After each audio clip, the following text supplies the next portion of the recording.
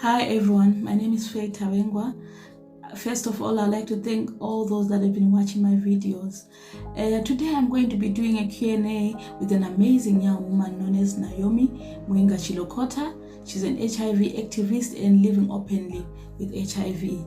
So it's going to be exciting to get to know Naomi today. This is a story about resilience, breaking stigma, dispelling the myths of HIV, empowerment, building communities, and she's our role model. So I hope you enjoy watching Naomi. Naomi, I'd like to thank you today for your time, for coming to do a Q&A session with me, and thank you for everything that you are doing for your community and for being a positive speaker, standing up for everyone who's affected by HIV and letting people know that it's not the end of the world. There's so much out there. So we're gonna jump on to our first question. Please, can you tell us about who is Naomi? Just a brief biography about yourself. Hi, thank you so much for having me. I'm so excited to share my HIV journey with everybody else who is going to watch this interview. Well, Naomi is from Zambia, to be specific, Copperbelt Province, Kitwe. In Copperbelt, I live with my auntie and my young brother. Apart from being an HIV activist, I'm also a radio presenter, a mental health and self-care advocate, a final year student pursuing diploma in occupational health and safety management. Well, I love to cook, I love to bake, I love to eat, I love making new friends, I love to read it, right? Yeah, in the family, I'm the second born and the only girl. Yeah, I think that's pretty much about Naomi. Wow, that's amazing, so inspiring. So tell us about your personal journey with HIV and how did you become an HIV activist? Okay, so my personal journey living with HIV hasn't been an easy journey, but my family, they made it seem like it's something simple because they've been so supportive. I'm really grateful to have such a family and to have such friends around me. Well, how I started advocacy work, I thought about it because I lost friends from HIV because they were not adhering to treatment, lack of knowledge, and we lost them. So I was like, how can I be useful to the community? What can I do to make myself useful to the society? I was like, oh, okay. I think I can do this and that. I can be an HIV activist, raise awareness about HIV because it's the condition I live with. So I'll be a voice for the voiceless, and that's how it started. It all started like I was joking, but here we are. We're still going and we're still doing amazing work. Wow, that's amazing, and Naomi. That's really nice. You are doing a lot. So tell us more about your advocacy work and what has been the most rewarding thing about your work. Well, about my advocacy, it's more based on the people living with HIV. Yeah, that's the main focus, but I get to deal with a lot of issues apart from being helpful to people who are living with HIV. So the most rewarding thing about being an HIV activist is knowledge. You get to learn a lot of things because you get to read a lot of stuff so that you don't give wrong information to people.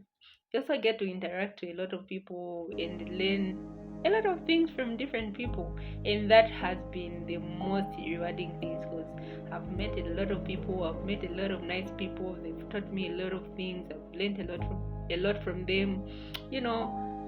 It's something good, like learning something new every day. It's really amazing. So tell us, what are the biggest misconceptions about HIV that needs to be addressed? So the misconception which is still there around people living with HIV is that you can't have health babies, you can't have a health life as a person living with HIV. Well, which is not true. You can live a health life as a person living with HIV as long as you are adhering to your treatment. You can also have health babies. You can also get married to a person who's HIV negative. Nowadays, there's what they call U equals U. It works for people who are living with HIV. If you're on proper treatment, you are adhering to your treatment, your viral load becomes suppressed and undetectable, which means chances of you transmitting the virus are very low, maybe even 0 chances. So, which makes it possible to live with a partner who is HIV negative and still not infect him with the virus. Also give birth to negative babies, negative health babies. And also yourself, you live a healthy life as a person living with HIV. There's no such thing as, you're going to die early because you're HIV positive and stuff. There's nothing like that. As long as you are adhering to your treatment, then you're good. Thank you, Naomi, for emphasizing on U equals U, undetectable equals untransmittable. It is very important for people to know that if you are with someone living positive and they are on their medication, they will not be able to transmit that virus to you. So you are safe to have a family with someone who's HIV positive, taking their medication, and you can go on to have family, normal family, just like everyone else. So thank you for mentioning that, Naomi. So can you tell us about the importance of support networks for someone living with HIV? Thank you so much for emphasizing on U equals U. The importance of support network to a person living with HIV, they help them adapt to the condition. It also helps them to make the person understand that they are not alone in this condition, because you bring them together with other people.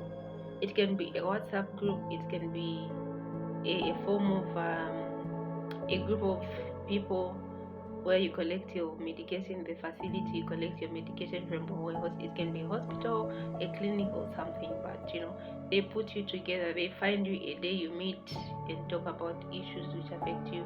You'll be there, you'll be comfortable talking about it because you know that you'll be surrounded by people with the same condition. And it's so amazing to be in a support group. They really help, especially mental wise, and also when it comes to acceptance. People easily accept when they see other people managing the condition. So support groups, support networks are really important to a person living with HIV. If you're not in, you need to find one and join, so that you can meet new friends, you can meet new people and learn from it. That's wonderful, Naomi. Nice to hear how support networks are very helpful in people living with HIV. So tell us, how best can family and friends help support someone diagnosed with HIV, and tell us the importance of their support rather than their family judging someone who's positive. Having a supportive family and friends around a person living with HIV, it can be really helpful to a person living with HIV, because they'll be comfortable to talk about what they are facing in their life, to talk about their condition to a family or a friend. How can a family be supportive to a person living with HIV? A family or a friend, how can they be supportive to a person living with HIV? They can be supportive, by giving a listening ear, be there to listen to their problems, advise them. You can ask them like, okay, how can I help you? Do you need anything I can help? Do you need anything I can do for you and stuff? You can also help them by going at the facility, at the hospital, the clinic, they collect their medication from you. Also go there, accompany them, or give them a ride, or go there to get that medicine for them, or maybe remind them taking their medication. It's something sweet when somebody close to you reminds you, oh, have you taken your medication? It's like, oh, yes I did. It's something really amazing. You can also offer support by just helping them to understand that they're not alone in this situation. You're there to support them. If they need anything, you are available to offer help to them. What are your future goals and aspirations as an HIV activist? As an activist, my future goals and aspirations revolve around spreading awareness, fighting stigma, and advocating for better healthcare and support for those affected by HIV. And I aim to make a positive impact and contribute to creating a more inclusive society when it comes to HIV. It's all about making a difference and helping others. My last question to you, so how do you stay motivated with your activism, and tell us how other young women like you want to be activists, how do they go about it?